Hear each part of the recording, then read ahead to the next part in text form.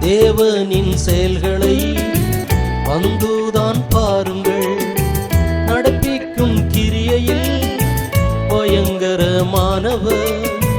தேவனின் செயல்களை வந்துதான் பாருங்கள். நடப்பிக்கும் கிரியையில் பயங்கரமானவர்.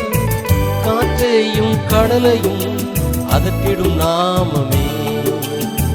காற்றையும் கடலையும் அதட்டிடும் நாமமே.